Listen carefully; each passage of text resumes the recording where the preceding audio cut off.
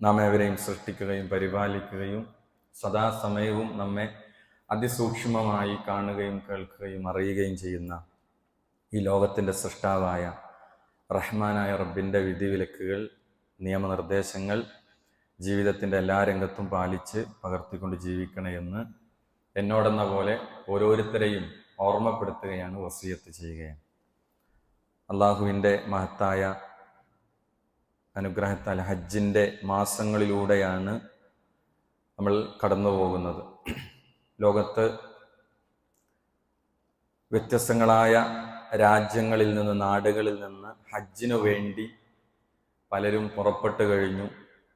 പലരും യാത്ര പുറപ്പെടാനിരിക്കുന്നതിൻ്റെ ഒരുക്കങ്ങളിൽ ഉള്ള ഒരുപാട് സഹോദരങ്ങളുണ്ട്.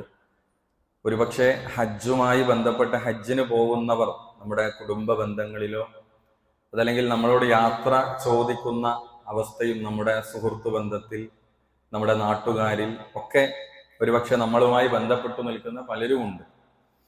ദിവസങ്ങൾ മാത്രമാണ് ഹജ്ജിൻ്റെ കർമ്മങ്ങൾക്കിനി ബാക്കിയുള്ളത്. ഇവിടെ മഹാനായ ഇബ്രാഹിം നബി അലൈഹിസ്സലാമയാണ് ലോകത്ത് ആദ്യം ഹജ്ജിനുള്ള വിളംബരം ലോകം ആദ്യം കേൾക്കുന്നത് ഖലീലുല്ലാഹി ഇബ്രാഹിം നബി അലൈഹിസ്സലാമയിലൂടെയാണ്. വിശുദ്ധ ഖുർആൻ അത് 22-ാമത്തെ അധ്യായം സൂറത്തുൽ ഹജ്ജിലെ 27-ാമത്തെ വചനത്തിൽ അത് പറയുന്നുണ്ട്. ഇബ്രാഹിം നബി അലൈഹിസ്സലാമയോട് വിളംബരം ചെയ്യാൻ, പ്രഖ്യാപിക്കാൻ അള്ളാഹു ആവശ്യപ്പെടുകയാണ്. വഅദ്ദിൻ ഫിന്നാസി ബിൽ ഹജ്ജ്, ഇബ്രാഹിം താങ്കൾ ഹജ്ജിനു വേണ്ടി ജനങ്ങളോട് വിളംബരം ചെയ്യുക, ആളുകൾക്ക് അറിയിപ്പ് കൊടുക്കുക.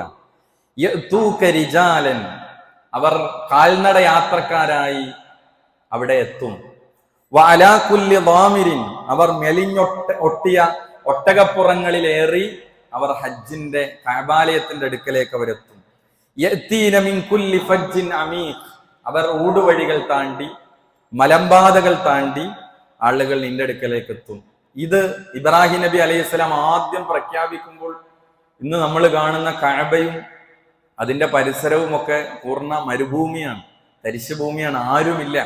അപ്പോൾ ഇബ്രാഹിം നബി ചില ഹദീസുകളിൽ, തഫ്സീറുകളിൽ കാണാം, അള്ളാഹുവിനോട് ചോദിക്കുന്നു, അള്ളാഹുവെ എൻ്റെ ഈ വിളി ആര് കേൾക്കാനാണ്? ഒരു ഉയർന്ന സ്ഥലത്തു കയറി ഇബ്രാഹിം നബിയോട് വിളിക്കാനാണ് പറയുന്നത്. ആര് കേൾക്കും ഈ വിളി? ആര് വരും? ലോക ഭൂപടത്തിൽ എവിടെയാണ് ഹറം, എവിടെയാണ് കഅബ എന്ന് അവിടെ ആ പോയിന്റ് കൃത്യമായി രേഖപ്പെടുത്താത്ത ഒരു കാലഘട്ടത്തിൽ ഇബ്രാഹിം നബി അലൈഹി ഇസ്ലാമിയുടെ വിളംബരം, അള്ളാഹുവിന്റെ മറുപടി, ഇബ്രാഹിം താങ്കൾ വിളിക്കലാണ് താങ്കളുടെ ബാധ്യത. ആളുകളെ നീ വിളിക്കുന്ന വിളി ആളുകളിലേക്ക് ഞാൻ എത്തിച്ചു കൊടുക്കുന്നതാണ്. മരങ്ങൾ, പർവ്വതങ്ങൾ കീഴൊതുങ്ങി ഇബ്രാഹിം നബി അലൈഹി ഇസ്ലാമിയുടെ ആ വിളി ലോകത്തെ അഷ്ടദിക്കുകളിലേക്ക് അള്ളാഹു പ്രത്യേകമായി കേൾപ്പിച്ചു കൊടുത്തു. ഇന്ന് ലക്ഷങ്ങളാണ് ഹജ്ജ് യാത്രക്ക് വേണ്ടി, ഹജ്ജ് തീർത്ഥാടനത്തിനു വേണ്ടി കഅബാലയത്തിന്റെ അടുക്കലേക്ക് എത്തുന്നത്. യഥാർത്ഥത്തിൽ നമ്മുടെ മനസ്സിന്റെ വല്ലാത്ത ഒരു ആഗ്രഹമാണ് ഹജ്ജ് കർമ്മം നിർവഹിക്കുക എന്നത്.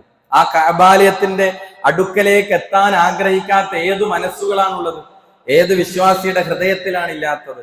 മനോഹരമായ വീടുകളിൽ നിന്ന് എത്ര വലിയ ത്യാഗങ്ങൾ സഹിച്ചും എത്ര പണം കൊടുത്തും നമ്മൾ ആ കഅബാലയത്തിന്റെ ആ മുറ്റത്ത്, കഅബാലയം നേരിൽ കാണുമ്പോൾ കണ്ണു നിറയാത്തവർ, അതല്ലെങ്കിൽ വികാര നിർഭരമായ മനസ്സോടുകൂടെ അവിടെ ആ ചെന്നു നിൽക്കുമ്പോൾ ആദ്യമായി ഒരു 40 കൊല്ലത്തെ, 50 കൊല്ലത്തെ, 60 കൊല്ലത്തെ നമ്മുടെ ആഗ്രഹങ്ങൾ സഫലീകരിക്കപ്പെടുന്ന ഒരു മനോഹര നിമിഷമാണ് യഥാർത്ഥത്തിൽ കഅബാലയത്തിന്റെ അടുക്കൽ എത്തുക എന്നുള്ളത്.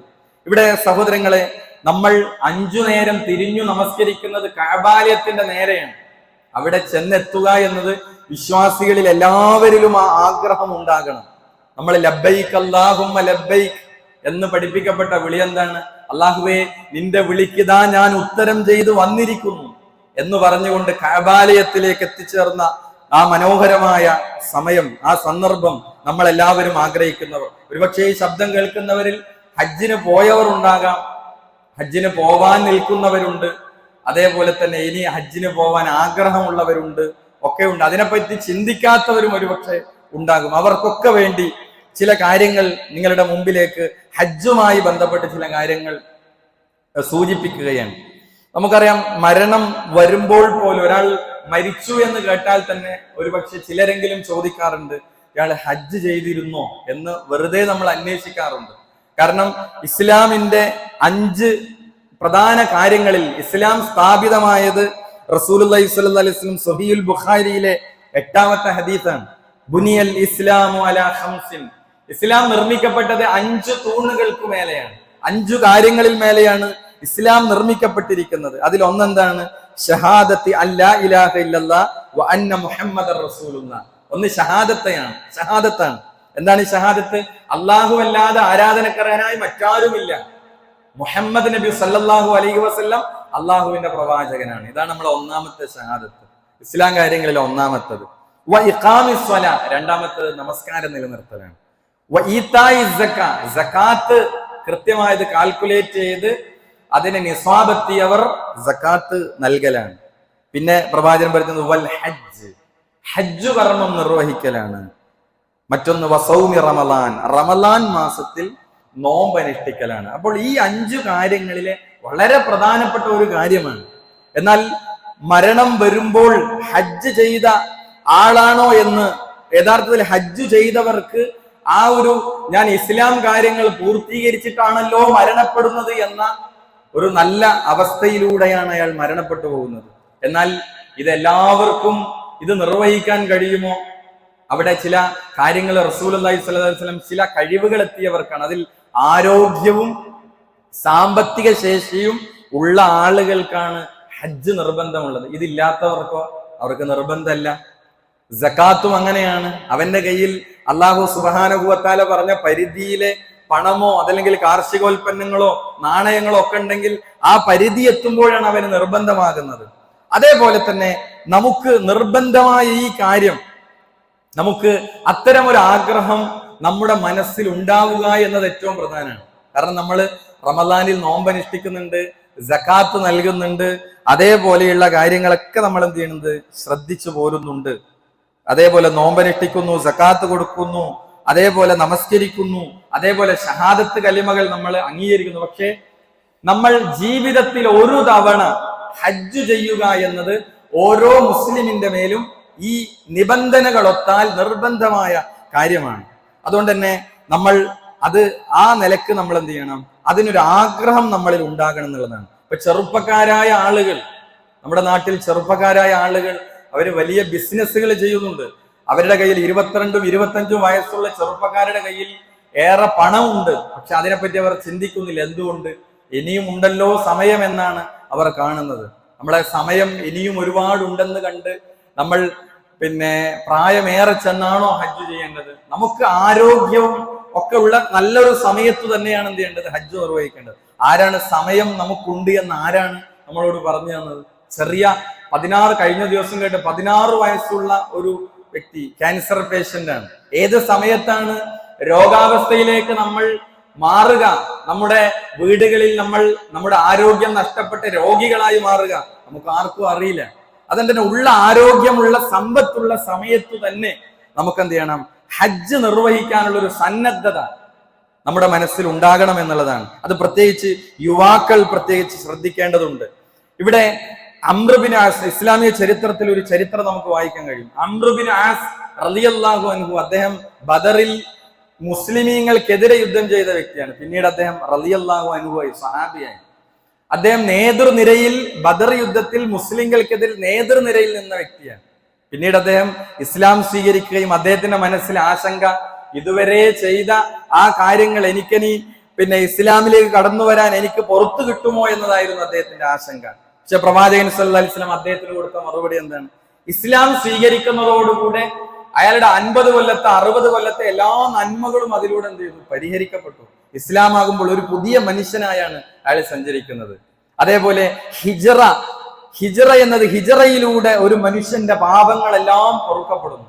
അവിടെ അംർ ബിൻ ആസ് റളിയല്ലാഹു അൻഹുവിനോട് പ്രവാചകൻ പറഞ്ഞ മൂന്നാമത്തെ കാര്യം വഅന്നൽ ഹജ്ജ യഹ്ദിമു മാ കാന ഖബ്ലഹു, അവന്റെ മുമ്പുള്ള എന്തൊക്കെ കാര്യങ്ങളുണ്ടോ അതെല്ലാം ഹജ്ജിലൂടെ പൊറുക്കപ്പെടുന്നു. ആദ്യത്തെ 2 നമുക്ക് ചാൻസ് ഇല്ല. ഒന്ന് ഇസ്ലാം സ്വീകരിക്കുക ജാഹിലിയത്തിൽ നിന്ന്, 2 ഹിജ്റ ചെയ്യുക. ഇതിനൊന്നും സാഹചര്യങ്ങൾ ചാൻസുകൾ നമുക്കില്ല. മൂന്നാമത്തതിന് ചാൻസ് ഉണ്ട്. എന്താ? മുൻകഴിഞ്ഞ എല്ലാം എന്ത് ചെയ്യും? ഹജ്ജ് കർമ്മത്തിലൂടെ പൊറുക്കപ്പെടുമെന്നാണ്. അതുകൊണ്ട് സഹോദരങ്ങളെ, നമുക്ക് എന്ത് ചെയ്യണം? നമുക്ക് ആ ഹജ്ജ് കർമ്മത്തെ പറ്റിയുള്ള ആഗ്രഹവും കാര്യങ്ങളൊക്കെ ഉണ്ടാകണം. ധാരാളം വിശ്വാസികൾ ഇവിടെ ഹജ്ജിനു വേണ്ടി തയ്യാറായി നിൽക്കുന്ന പലരുമുണ്ട്. അള്ളാഹു അവരുടെയൊക്കെ ഹജ്ജ് യാത്രയും അവരുടെ ആ ഹജ്ജ് കർമ്മവുമെല്ലാം പുണ്യകരമായി സ്വീകരിക്കപ്പെടുന്ന ഹജ്ജ് കർമ്മം നിർവഹിച്ച് തിരിച്ചു പോരാൻ അള്ളാഹു എല്ലാ വിശ്വാസികൾക്കും തൗഫീഖ് നൽകി അനുഗ്രഹിക്കുമാറാകട്ടെ. ഇവിടെ ഹജ്ജിന്റെ കൂലിയായി റസൂലുള്ളാഹി സ്വല്ലല്ലാഹു അലൈഹി വസല്ലം പഠിപ്പിച്ച എത്രയെത്ര കാര്യങ്ങളാണുള്ളത്. ഹജ്ജിന്റെ കൂലി എത്രയാണ്? അവിടെ റസൂലുള്ളാഹി സ്വല്ലല്ലാഹു അലൈഹി വസല്ലം പഠിപ്പിച്ചത് എങ്ങനെയാണ്? ഒരു വിശ്വാസി പാപങ്ങളില്ലാത്ത അവസ്ഥയിലേക്ക് മടങ്ങി വരും. ഇമാം ബുഖാരിയുടെ ഹദീസ്, മൻ ഹജ്ജലില്ലാഹി ഫലം യർഫുസ് വലം യഫ്സുഖ്, ആര് അള്ളാഹുവിനായി ഹജ്ജ് ചെയ്യുകയും അതിൽ സ്ത്രീ പുരുഷ സംസർഗമോ അതേപോലെ ദുർവൃത്തിയോ ചെയ്യാതിരിക്കുകയും ചെയ്താൽ അവൻ എങ്ങനെയാണ് മടങ്ങി വരിക? ഒരു ഹജ്ജ് കർമ്മം നിർവഹിച്ച് അവൻ നാട്ടിലേക്ക് വരുമ്പോ അവന്റെ അവസ്ഥ എന്താ? കയൗമ വലദതുഹു ഉമ്മുഹു, ഉമ്മ പ്രസവിച്ച ദിവസത്തിലുള്ള അവസ്ഥയിൽ യാതൊരു കുറ്റവും ചെയ്യാത്തവനായാണ് അവൻ മടങ്ങി വരുന്നത്. നമ്മൾ ആലോചിച്ച ചെറിയൊരു കുട്ടി, പ്രസവിക്കപ്പെട്ട ഒരു ചെറിയ കുട്ടി, ആ കുട്ടിയുടെ മനസ്സിൽ എന്തെങ്കിലും കളങ്കമുണ്ടോ, തെറ്റുകളുണ്ടോ? ഒന്നുമില്ല, നിഷ്കളങ്കനാണ്. ആ കുട്ടിയുടെ മനസ്സ് എത്ര ക്ലാരിറ്റി ഉള്ളതാണ്. അതുപോലെ ഹജ്ജ് കർമ്മം നിർവഹിച്ച ഒരാൾ, അത് പുണ്യകരമായി മറ്റ് നല്ല നീയത്തോടുകൂടെ ഈ നിബന്ധനകളൊക്കെ ഒത്ത് ഹജ്ജ് കർമ്മം നിർവഹിച്ചു വരുന്ന ഒരാൾ അങ്ങനെയാണെന്നാണ്. എത്ര വലിയ നേട്ടമാണ് അതിലൂടെ കിട്ടുന്നത്. പുണ്യകരമായ ഹജ്ജിന് പ്രവാചകൻ പറഞ്ഞ പ്രതിഫലം എന്താണ്? അൽ ഉംറത്തു ഇലൽ ഉംറ കഫാറത്തുൽ ലിമാ ബൈനഹുമാ, രണ്ട് ഉംറകൾ അവക്കിടയിലുള്ള പാപങ്ങൾക്കുള്ള പരിഹാരമാണ്. അതിനിടയിൽ വന്ന ചെറുപാപങ്ങൾക്ക് പ്രായശ്ചിത്തമാണ് രണ്ട് ഉംറ. ഒരാൾ 2 വർഷം മുമ്പ് ഒരു ഉംറ ചെയ്തു, ഇനി ഒരു ഉംറ ചെയ്യാണ്. ആ കാലയളവിൽ അയാൾക്ക് സംഭവിച്ച പാപങ്ങൾക്കൊക്കെ ഉള്ള ഒരു പരിഹാരമാണ് യഥാർത്ഥത്തിൽ. എന്നിട്ട് പ്രവാചകൻ പറയാണ്, വൽ ഹജ്ജുൽ മബ്റൂർ, പുണ്യകരമായ ഹജ്ജിന് ലൈസ ലഹു ജസാഉൻ ഇല്ലൽ ജന്ന, സ്വർഗമല്ലാതെ അയാൾക്ക് പ്രതിഫലമില്ല. വേറൊന്നുമല്ല, സ്വർഗമല്ലാതെ മറ്റൊന്നും അയാൾക്ക് പ്രതിഫലം. സ്വർഗമാണ് പകരം തരാമെന്ന് അള്ളാഹു പറഞ്ഞിരിക്കുന്നത് പുണ്യകരമായ ഹജ്ജിന്. അതുകൊണ്ട് തന്നെ ഈ പ്രതിഫലങ്ങൾ നേടിയെടുക്കാൻ നമുക്ക് എന്ത് ചെയ്യേണ്ടതുണ്ട്? നമ്മൾ വളരെ കൃത്യമായ ശ്രമങ്ങൾ നമ്മുടെ ഭാഗത്തുനിന്ന് ഉണ്ടാവേണ്ടതുണ്ട്. ഇവിടെ നമ്മൾ പലപ്പോഴും ഹജ്ജുമായി ബന്ധപ്പെട്ട് നമ്മൾ ചിന്തിക്കുക, ഒരു പക്ഷേ നമുക്ക് ഹജ്ജ് എന്ത് ചെയ്യാനായിട്ടില്ല, അതിനുള്ള സാമ്പത്തിക ശേഷി നമുക്കില്ല എന്നുള്ളൊക്കെ പലപ്പോഴും ആളുകൾ ചിന്തിക്കാറുള്ളത്. എന്നാൽ നമ്മുടെ കയ്യിൽ പണമായി തന്നെ വേണമോ? നമ്മുടെ കയ്യിൽ പറമ്പായി അതല്ലെങ്കിൽ പണ്ടമായി, സഹോദരിമാരുടെ കയ്യിലാണെങ്കിൽ പണ്ടമുണ്ട്. സമ്പത്തിന്റെ വിവിധ മേഖലകൾ നമ്മുടെ അക്കൗണ്ടിൽ എങ്ങനെ ഒരു ഹജ്ജ് ചെയ്യാനുള്ള പണം, എന്തെങ്കിലും സാമ്പത്തിക സ്രോതസ് ഉണ്ടോ? അതിന് അടിസ്ഥാന കാര്യമല്ല പറയുന്നത്, വീടും മറ്റു വാഹനവും അല്ല പറയുന്നത്. അത് കഴിച്ച് നമ്മുടെ സ്വത്തായി എന്തൊക്കെ നിലനിൽക്കുന്നുണ്ട്? അത് ഒരുപക്ഷെ 4ഉം 5ഉം 6ഉം ഹജ്ജ് ചെയ്യാനുള്ള പണം, അത് ഇന്നത്തെ യാത്രാ ചെലവ് കൂട്ടിയാൽ അത്രയും ഹജ്ജ് ചെയ്യാനുള്ള സാമ്പത്തിക ശേഷിയുണ്ട്. പക്ഷെ നമ്മളിപ്പോഴും നമ്മുടെ മനസ്സിലുള്ള വെപ്പം എന്താണ്? ഞാൻ ഹജ്ജ് ചെയ്യാനായിട്ടില്ല, എനിക്കതിനുള്ള സാമ്പത്തിക ശേഷി ആയിട്ടില്ല എന്ന് ആരോ എവിടെയോ ഒരു തെറ്റായ ധാരണ നമ്മുടെ മനസ്സിലുണ്ട്. അതുകൊണ്ട് തന്നെ നമുക്ക് ഈ വർഷം അവസരം കിട്ടാത്തവർ അടുത്ത വർഷമെങ്കിലും അതിനെപ്പറ്റി എന്ത് ചെയ്യണം? ആലോചിക്കണം. അപ്പൊ ഇന്നു തന്നെ അതിന്റെ പണി തുടങ്ങണം, പ്രാർത്ഥിക്കണം, അതിനുവേണ്ടിയുള്ള സാമ്പത്തിക കാര്യങ്ങൾ സ്വരൂപിക്കണം, അതിനുവേണ്ടിയുള്ള ക്രമീകരണങ്ങൾ നമ്മൾ നടത്തണം. ആ നിലക്ക് നമുക്ക് എന്ത് ചെയ്യണം? ഈ കാര്യങ്ങൾ എന്ത് ചെയ്യണം? നാട്ടിലെ പാവപ്പെട്ട കുടുംബത്തിലെ പെൺകുട്ടിയുടെ വിവാഹം, തകർന്നു വീഴാറായ വീടുകൾ, ഇതൊക്കെ സാമൂഹിക ബാധ്യതയിൽപ്പെട്ട ചില കാര്യങ്ങൾ കാണിച്ച് നാട്ടിൽ നിന്ന് ഹജ്ജിന് പോകുന്ന ആളുകൾക്ക് ഹജ്ജിനേക്കാൾ കൂലി ഇങ്ങനെ ചില കാര്യങ്ങൾ ചെയ്യുന്നതാണെന്നൊക്കെ ചില ആളുകളെങ്കിലും ചില തെറ്റായ ധാരണകൾ, ചില നറേറ്റീവുകൾ സൃഷ്ടിക്കാൻ ചെയ്യുന്നുണ്ട്. ഇത്തരക്കാരുടെ സംസാരങ്ങളിൽ നമ്മൾ പെട്ടുപോകരുത് എന്ന് സാന്ദർഭികമായി ഓർമ്മപ്പെടുത്തുകയാണ്. അതുകൊണ്ട് തന്നെ നമ്മൾ വാർദ്ധക്യാവസ്ഥയിലേക്ക് പോകാതെ നമുക്ക് ശാരീരികമായും സാമ്പത്തികമായും കഴിവുള്ള സമയത്ത് നമ്മൾ എന്ത് ചെയ്യുക? ഈ കർമ്മം നിർവഹിക്കാൻ നമ്മൾ സന്നദ്ധരാകണം എന്നാണ് ഓർമ്മപ്പെടുത്താനുള്ളത്. ഇനി നമ്മൾ ശ്രദ്ധിക്കേണ്ടത്, ഇനി ഹജ്ജ് ചെയ്യാൻ ഇനി ഒരാൾക്ക് തൗഫീഖ് ഇല്ല, സാമ്പത്തിക ശേഷിയില്ല, അല്ലെങ്കിൽ അയാൾക്ക് ആരോഗ്യമില്ല, ഈ കാരണങ്ങളാൽ അയാൾക്ക് മക്കയിലേക്ക് പോകാൻ കഴിയുന്നില്ല, ഹജ്ജ് ചെയ്യാൻ കഴിയുന്നില്ല. എന്നാൽ അവർക്ക് ഹജ്ജിന്റെ അതേ കൂലി, നിർബന്ധ ബാധ്യത വീടും എന്നതല്ല, അത് ചെയ്യാൻ കഴിവുള്ളവർക്കുള്ള നിർബന്ധ ബാധ്യത ഒരിക്കലും ഈ കർമ്മങ്ങളിലൂടെ വീടുന്നല്ല. മറിച്ച് തത്തുല്യമായ പ്രതിഫലം പറയുന്ന ഹദീസുകളുണ്ട്. ആ ഹദീസിൽ അവന് ഇന്ന കാര്യം ചെയ്താൽ ഹജ്ജിന്റെ കൂലിയാണ് എന്ന് പറഞ്ഞ് പഠിപ്പിക്കപ്പെട്ട ചില ഹദീസുകളുണ്ട്. നമ്മൾ ചെറിയ ശ്രദ്ധ കൊടുത്താൽ തന്നെ ഓരോ ദിവസവും നിരവധി ഹജ്ജ് ചെയ്ത പ്രതിഫലം നേടിത്തരുന്ന ഒരുപാട് കാര്യങ്ങൾ നമുക്ക് റസൂലുള്ളാഹി സ്വല്ലല്ലാഹു അലൈഹി വസല്ലം പഠിപ്പിച്ചു. അതിൽ ഏറ്റവും പ്രധാനപ്പെട്ടത് നല്ല നിയ്യത്താണ്. നല്ല നിയ്യത്ത്. നമുക്ക് ഒരാൾക്ക് ഹജ്ജ് ചെയ്യാൻ കഴിയില്ല, നേരത്തെ പറഞ്ഞതുപോലെ സാമ്പത്തികമായ ശാരീരികമായ അവസ്ഥകൾ അയാൾ സമ്മതിക്കുന്നില്ല, അയാൾക്ക് അതിന് കഴിയില്ല. നല്ല നിയ്യത്ത് കൊണ്ട് നേടാനാവാത്ത പുണ്യങ്ങളൊന്നുമില്ല എന്നാണ്. സമ്പത്തുള്ള ധാരാളം പേർ ഹജ്ജ് നിർവഹിക്കുമ്പോൾ സമ്പത്തുണ്ടായിരുന്നെങ്കിൽ എനിക്കും അവരെ പോലെ ഹജ്ജ് ചെയ്യാമല്ലോ, ഒരു നല്ല ഉദ്ദേശമാണത്. ആ മനസ്സിൽ വെച്ചാൽ ആ ഉദ്ദേശ ശുദ്ധി അനുസരിച്ച് അള്ളാഹുവിൽ നിന്ന് പ്രതിഫലം കിട്ടുന്നതാണ്. കാരണം അള്ളാഹു മനുഷ്യന്റെ ഹൃദയമാണ്, അവന്റെ മനസ്സാണ് നോക്കുന്നത്. അവൻ ചെയ്യുന്ന കർമ്മങ്ങളെക്കാളും അവന്റെ മനസ്സാണ് പരിഗണിക്കുന്നത്. ഒരു ഹദീസ്, ഇന്നമദ്ദുന്യാ ലിഅർബഅതി നഫർ അബ്ദിൻ റസഖഹുല്ലാഹു മാലൻ വഇൽമ. ദുനിയാവിൽ 4 വിഭാഗം ആളുകളുണ്ട്. അള്ളാഹ് മാലൻ വഇൽമ, അള്ളാഹു സമ്പത്തും അറിവും ഒക്കെ നൽകിയ ആളുകൾ. ഫഹുവ യത്തഖി ഫീഹി റബ്ബഹു, ആ കാര്യത്തിൽ അള്ളാഹിനെ അവര് സൂക്ഷിക്കാണ്. ആ സമ്പത്ത് കൊണ്ട് അവർ അള്ളാഹിന്റെ മാർഗത്തിൽ എന്ത് ചെയ്യാണ്, മുന്നോട്ട് പോവാണ്. വയസിലു ഫീഹി റഹ്മഹു വയഅലമു ലില്ലാഹി ഫീ, അവർ അള്ളാഹുവിനെ എന്ത് ചെയ്യുന്നു, അനുസരിക്കുന്നു, കുടുംബബന്ധം ചേർത്തുന്നു, ഒക്കെ ചെയ്യുന്നു. ഫഹാദാ ബി അഫ്ളലിൽ മനാസിൽ, റസൂൽ പറയാണ് അവൻ ഏറ്റവും ഉയർന്ന നിലയിലാണ്. സമ്പത്തും ഇൽമും ഒക്കെ അള്ളാഹ് കൊടുത്തിട്ടുണ്ട്, അതനുസരിച്ച് അവൻ പ്രവർത്തിക്കുകയും ചെയ്യാണ്. എന്നാൽ മറ്റൊരാൾ ആരാണ്? ഇമാം തുർമുദിയുടെ ഹദീസാണ്, വഅബ്ദിൻ റസഖഹുല്ലാഹു ഇൽമൻ, അല്ലാഹ് ഇൽമു നൽകി, എന്നാൽ വലം യർസുഖുഹു മാലൻ, അവന് സമ്പത്ത് നൽകിയില്ല. സമ്പത്തില്ല അയാളുടെ കയ്യിൽ, ആ പോകാനുള്ള സമ്പത്തില്ല. പക്ഷെ ഫഹുവ സ്വാദിഖുൻ നിയ്യ, പക്ഷെ അവൻ സത്യസന്ധമായ നീയത്തുള്ളവനാണ്. അവന്റെ ആഗ്രഹം എന്താ? മനസ്സിന്റെ ആഗ്രഹം, എനിക്ക് ഹജ്ജ്, പൈസ ഉണ്ടെങ്കിൽ എനിക്ക് ഹജ്ജ് ചെയ്യാമായിരുന്നു, പൈസ ഇല്ല, പൈസ ഉണ്ടെങ്കിൽ എനിക്ക് ഹജ്ജ് ചെയ്യാമായിരുന്നു എന്ന് സത്യസന്ധമായി, ലൗ അന്നലി മാലൻ ലഅമിൽതു ബിഅമലി ഫുലാൻ, എനിക്ക് സമ്പത്ത് ഉണ്ടായിരുന്നെങ്കിൽ ആ വ്യക്തി പ്രവർത്തിക്കുന്നത് പോലെ എനിക്കും ചെയ്യാമായിരുന്നല്ലോ. ഫഹുവ ബിനിയ്യതിഹി ഫഅജ്റുഹുമാ സവാഉൻ, അവൻ അവന്റെ നീയത്തിലാണ്, അവർ രണ്ടുപേരും പ്രതിഫലത്തിൽ തുല്യരാണ്.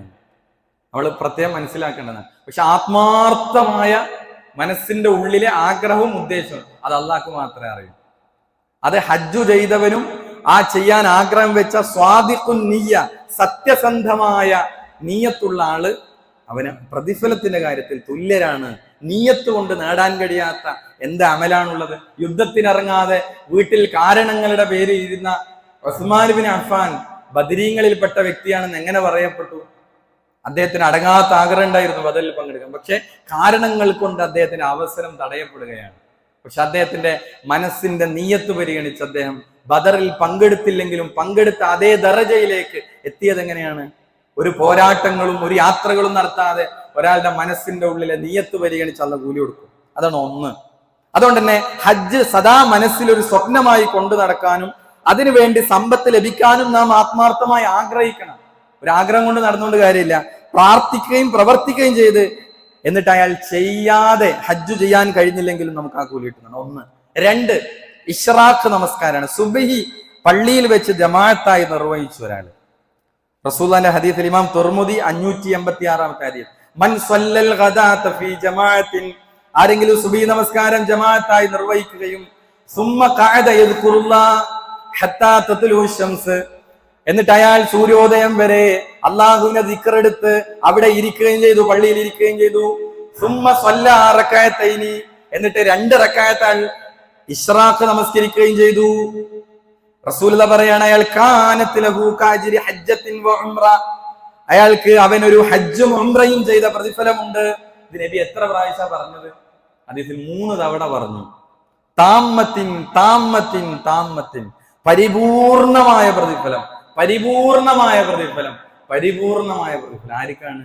അപ്പൊ നമുക്കൊന്ന് ഇത്ര ചെറിയ കാര്യത്തിലൂടെ, പക്ഷെ ആ ഒരാൾ അങ്ങനെ ചെയ്താൽ അയാളെ ഹജ്ജ് വീഡിയോ ഇല്ല, ഹജ്ജ് അയാൾ വേറെ ചെയ്യണം. പക്ഷെ ഹജ്ജിന്റെ കൂലി, തത്തുല്യമായ പ്രതിഫലത്തിന്റെ കാര്യത്തിലാണ് ഇവിടെ റസൂലുള്ളാഹി അതിനെ സാമ്യതപ്പെടുത്തി. എന്നാൽ കഴിവുള്ളവർ അത് പോയി തന്നെ ആ നിർബന്ധ ബാധ്യത വീടണം.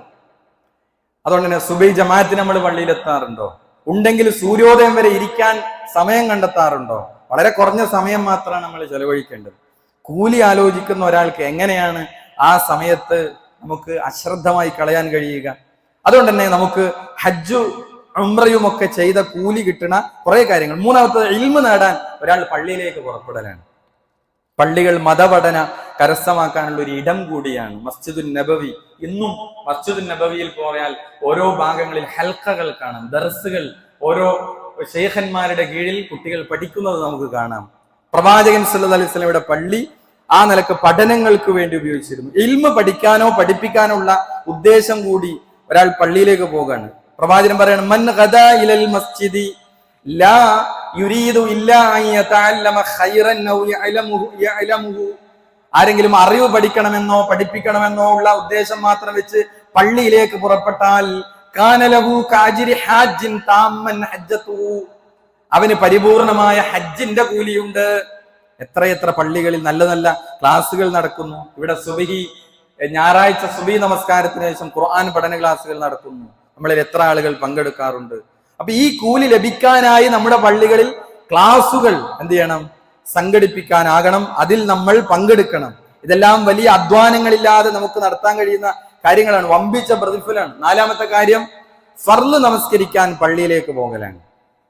നമ്മളൊക്കെ പള്ളിയിലേക്ക് പോകലുണ്ട്. അതിന് ആ ഒരു നിയ്യത്തോടുകൂടി നമ്മൾ പോയാൽ 5 നേരം പള്ളിയിൽ പോയി.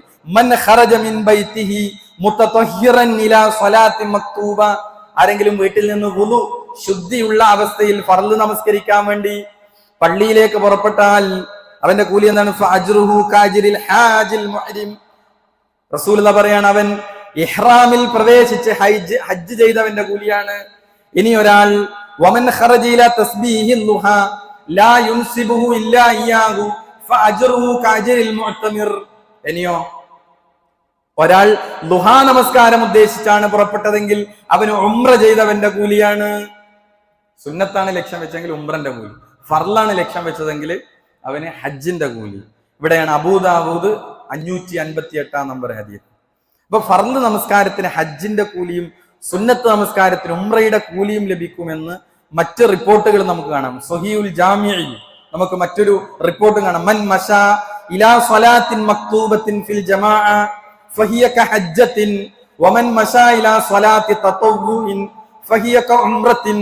ആരെങ്കിലും ജമാഅത്തായ ഫർള് നമസ്കാരത്തിനായി നടന്നുപോയാൽ അതൊരു ഹജ്ജിന് തുല്യമാണ്. ഇനി ആരെങ്കിലും സുന്നത്തിനായി നടന്നുപോയാൽ അതൊരു ഉംറക്ക് തുല്യമാണ്. ഇതൊക്കെ നമ്മൾ ശ്രദ്ധിച്ചാൽ നമുക്ക് കിട്ടുന്ന കൂലിയാണ്.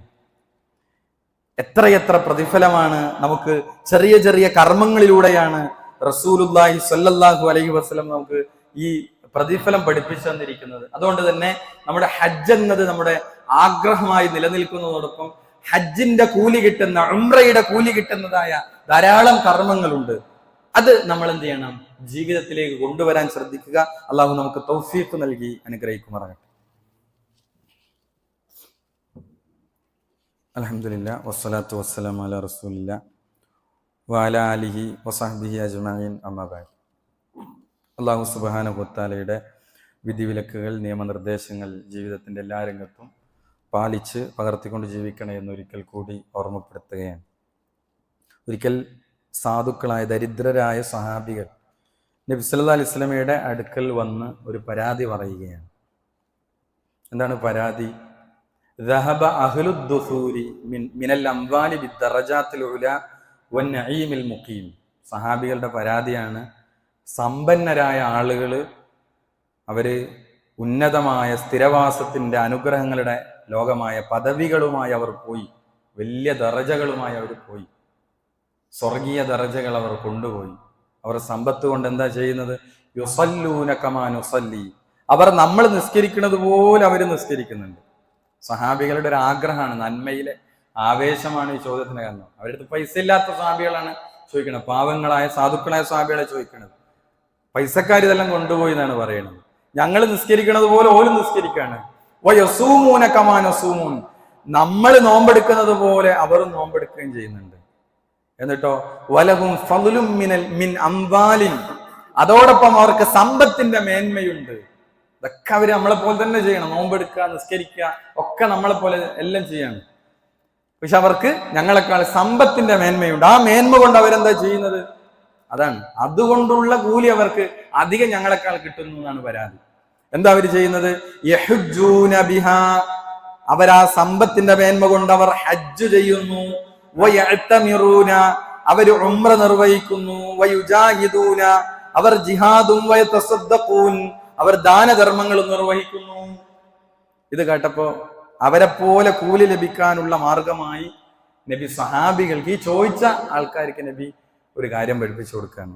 നബി സല്ലല്ലാഹു അലൈഹി വസല്ലം പറഞ്ഞു, ഇത് സ്വഹീൽ ബുഖാരിയിലെ 843 നമ്പർ ഹദീസാണ്. നബി പറയാണ്, തുസബ്ബിഹൂന വതഹ്മദൂന വതുകബ്ബിറൂന ഖൽഫ കുല്ലി സ്വലാത്തിൻ സലാസൻ വസലാസീൻ, നിങ്ങൾ എല്ലാ ഫർള് നിസ്കാരങ്ങൾക്ക് ശേഷവും സുബ്ഹാനല്ലാഹ് 33, അൽഹംദുലില്ലാഹ് 33, അല്ലാഹു അക്ബർ 33 ഇത് നിങ്ങൾ ചൊല്ലിക്കോളിന്നാണ് നബി പഠിപ്പിച്ചു കൊടുത്തത്.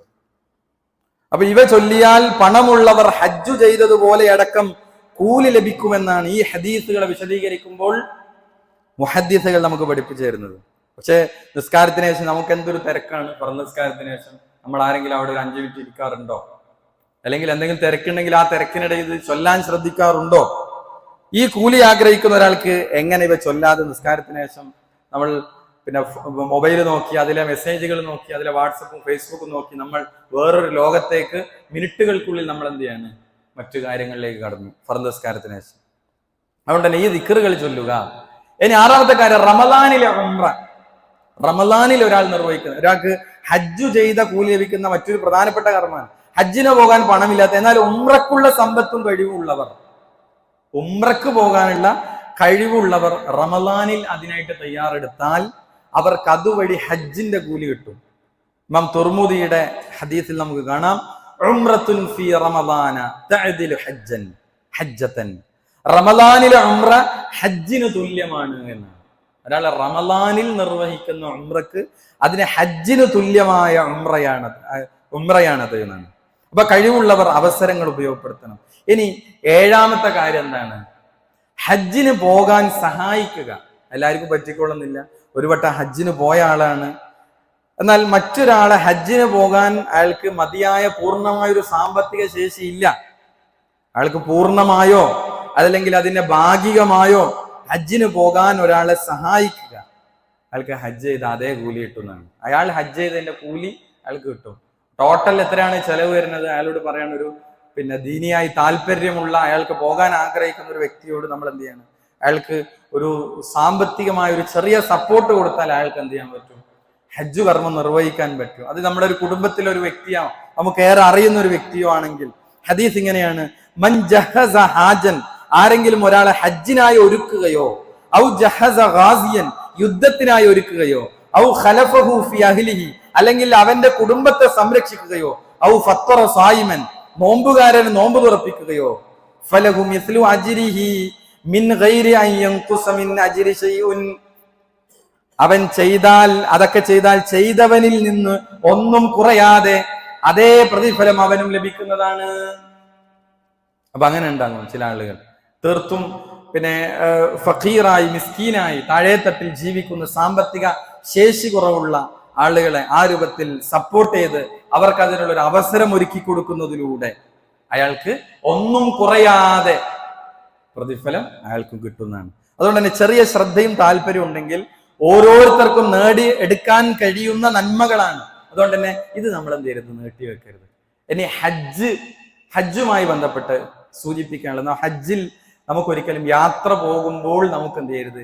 റിയാ കടന്നു വരരുത്. ഞാനൊരു ഹജ്ജ് ചെയ്ത ആളാണ്, ഞാനൊരു ഹാജിയാണ്, അല്ലെങ്കിൽ ഞാൻ വരുമ്പോൾ ആ ഹജ്ജ് കർമ്മം നിർവഹിച്ച ഒരു വ്യക്തിയാണ് എന്നെവിടെയും നമ്മുടെ മനസ്സിൽ അങ്ങനത്തെ ഒരു തോന്നൽ, ആളുകൾക്കിടയിൽ ഒരു പബ്ലിസിറ്റി, ഞാനൊരു ഹജ്ജിന് പോണ ആളാണ് എന്ന് മൊത്തത്തിൽ നമ്മുടെ മനസ്സാണ് അവിടെ പിശാച് വലിയ നന്മകളെ ചെറിയ ടെസ്റ്റുകൾ കൊണ്ട് എന്ത് ചെയ്യും? അതിനെ പ്രതിഫലങ്ങളെ നഷ്ടപ്പെടുത്തും. അത് ശ്രദ്ധിക്കേണ്ടതാണ്. അതേപോലെ ഹജ്ജുമായി ബന്ധപ്പെട്ട് നമ്മുടെ നാട്ടിൽ നടക്കുന്ന ശിർക്കുകളുണ്ട്. ഹജ്ജ് യാത്ര പുറപ്പെടുന്നത് എവിടുന്നാണ്? ഒരു ജാറത്തിന്റെ മുന്നിൽ നിന്ന് അവിടെ പണമെറിഞ്ഞ് ഹജ്ജിന് പുറപ്പെടുന്നു. തിരിച്ചു വരുമ്പോഴും ജാറത്തുമെന്നാണ് വരിക. എത്ര വലിയ അപകടകരമാണ്. ലബ്ബൈക് അല്ലാഹുമ്മ ലബ്ബൈക്, നിന്റെ വിളിക്കിതാ ഉത്തരം ചെയ്ത് ഞങ്ങളിതാ വന്നിരിക്കുന്നു. ലബ്ബൈക ലാ ശരീക ലക ലബ്ബൈക്, നിനക്ക് യാതൊരു പങ്കാളിയുമില്ല, നിനക്ക് യാതൊരു ശരീക്കുമില്ല എന്ന് പറഞ്ഞ ഹാജി ഇവിടുന്ന് പോണത് എന്താണ്?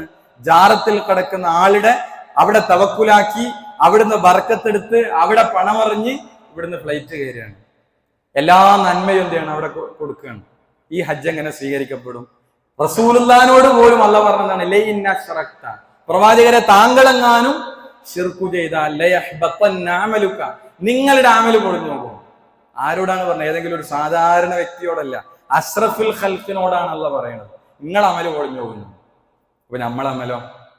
അതുകൊണ്ട് തന്നെ വളരെ ഗൗരവത്തിൽ ആലോചിക്കേണ്ട സംഗതിയാണ്. നമ്മുടെ നാട്ടിൽ അത്തരം ചില ഏർപ്പാടുകൾ, ഹജ്ജുമായി ബന്ധപ്പെട്ട് അത്തരം ചില ഏർപ്പാടുകൾ നമ്മൾ കണ്ടുവരുന്നുണ്ട്. ചില ഖുറാഫാത്തുകൾ, ചില ബിദ്അത്തുകൾ, ചില അത്തരം കാര്യങ്ങളൊക്കെ നമ്മുടെ ഹജ്ജിന്റെ മറവിൽ ഇത്തരം കാര്യങ്ങളൊക്കെ നമ്മൾ കണ്ടുവരികയാണ്. നമ്മളത് തിരുത്തണം. നമ്മുടെ കുടുംബത്തിലും നമ്മുടെ സുഹൃത്ത് ബന്ധത്തിലൊക്കെ അങ്ങനെയുള്ള ആളുകൾ, ഗവൺമെന്റിലും പ്രൈവറ്റ് ആയിട്ടൊക്കെ പോകുന്ന ആളുകളുണ്ട്. അവരെ കോർഡിനേറ്റ് ചെയ്യുന്ന പലരും ഇന്ന സ്ഥലത്തെത്താനാണ് പറയുന്നത്. എന്നിട്ട് പലയിടത്തും പല കേന്ദ്രങ്ങളിലും കയറി അവരുടെ എല്ലാ നന്മകളെയും നഷ്ടപ്പെടുന്ന ചില ഏർപ്പാടുകളാണ് ഇവിടെ നടക്കുന്നത്. അതുകൊണ്ട് തന്നെ നമ്മൾ തിരുത്തണം.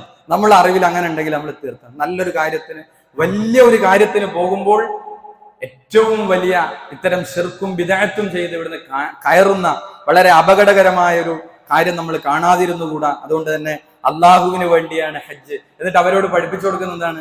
ഇബ്രാഹിം നബീന്റെ ജാറാണ് അവിടെ ഉള്ളത് എന്നാണ്. അവിടെ നമ്മൾ തവാഫ് ചെയ്യുന്നത് ഇബ്രാഹിമിന്റെ നബി അലൈഹി സ്വലാമിയുടെ ജാറത്തിൽ ഇങ്ങനെ തവാഫ് ചെയ്യാണ് എന്നൊക്കെ പലപ്പോഴും അറിവില്ലാത്ത സാധുക്കളായ സാധാരണക്കാരായ ആളുകളുടെ മനസ്സിൽ ഇത്തരം തെറ്റായ ചില കാര്യങ്ങൾ ഇട്ടുകൊടുത്താണ് എന്ത് ചെയ്യണത്? അവരുടെ വിശ്വാസത്തെ, കർമ്മത്തെ എന്ത് ചെയ്യണത്? നഷ്ടപ്പെടുത്തി കളയുന്നത്. അതീവ ഗൗരവമാണ്. അതുകൊണ്ട് അള്ളാഹു സുബ്ഹാനഹു വ തആല നമ്മുടെ നാട്ടിൽ നിന്ന് ഹജ്ജിന് പോകുന്നവർക്ക് അള്ളാഹു മഖ്ബൂലും മബ്റൂറുമായ ഹജ്ജ് കർമ്മം നിർവഹിച്ച് അവർക്ക് നാട്ടിലേക്ക് സുരക്ഷിതമായി തിരിച്ചെത്താൻ അള്ളാഹു തൗഫീഖ് നൽകി അനുഗ്രഹിക്കുമാറാകട്ടെ. ഹജ്ജ് എന്ന സ്വപ്നം മനസ്സിൽ കാണുന്ന ധാരാളം വിശ്വാസികൾ അള്ളാഹു അവർക്കെല്ലാം ഹജ്ജ് കർമ്മം നിർവഹിക്കാനുള്ള തൗഫീഖ് നൽകി അനുഗ്രഹിക്കുമാറാകട്ടെ. നമ്മിൽ നിന്ന് വന്നുപോയ ചെറുതും വലുതുമായ എല്ലാ തെറ്റുകുറ്റങ്ങളും അള്ളാഹു നമുക്ക് വിട്ടുപുറത്തു മാപ്പാക്കി തരുമാറാകട്ടെ. രോഗം കൊണ്ട് കഷ്ടപ്പെടുന്ന പല സഹോദരങ്ങൾ, സഹോദരിമാർ അള്ളാഹു ഇനി അവർക്കെല്ലാം പൂർണ്ണ ശിഫ നൽകി ആഫിയത്തോടെ തിരിച്ചു വരാൻ തൗഫീഖ് നൽകണമേ. ലോകത്തിന്റെ വ്യത്യസ്ത ഭാഗങ്ങളിൽ പീഡനങ്ങൾ, പ്രയാസങ്ങൾ, പ്രതിസന്ധികൾ അനുഭവിക്കുന്ന ധാരാളം മുസ്ലിമീങ്ങൾ അള്ളാഹു ഇനി അവർക്ക് നിർഭയത്വവും സമാധാനവും രക്ഷയും നൽകി അനുഗ്രഹിക്കണമേ. നാളെ പരലോകത്ത് സ്വർഗത്തിലേക്കും നരകത്തിലേക്കും രണ്ടു ഭാഗങ്ങളിലേക്ക് ആളുകളെ തിരിച്ചുവിടുമ്പോൾ സ്വർഗത്തിലേക്ക് പോകുന്ന യഥാർത്ഥ മുഅ്മിനീങ്ങളിൽ, മുത്തഖീങ്ങളിൽ അള്ളാഹു ഇനി ഞങ്ങളെ എവരെയും ഉൾപ്പെടുത്തി അനുഗ്രഹിക്കണമേ. റബ്ബനാ തഖബ്ബൽ മിന്നാ ഇന്നക അൻതസ് സമീഉൽ അലീം. അല്ലാഹുമ്മ ഇഗ്ഫിർ ലിൽ മുഅ്മിനീന വൽ മുഅ്മിനാത്ത് വൽ മുസ്ലിമീന വൽ മുസ്ലിമാത്ത്. അല്ലാഹുമ്മ ഇന്നാ നസ്അലുക്കൽ ജന്ന. അല്ലാഹുമ്മ അജ്ർനാ മിനൻ നാർ. അല്ലാഹുമ്മ അഇസ്സൽ ഇസ്ലാം വൽ മുസ്ലിമീൻ വഅദിൽ അശ്ശിർക വൽ മുശ്രിക്കീൻ. റബ്ബനാ ആതിനാ ഫിദ് ദുനിയ ഹസന വഫിൽ ആഖിറതി ഹസനതൻ വഖിനാ അദാബൻ നാർ. ആമീൻ ആമീൻ ബിറഹ്മതിക യാ അർഹമർ റഹീമീൻ.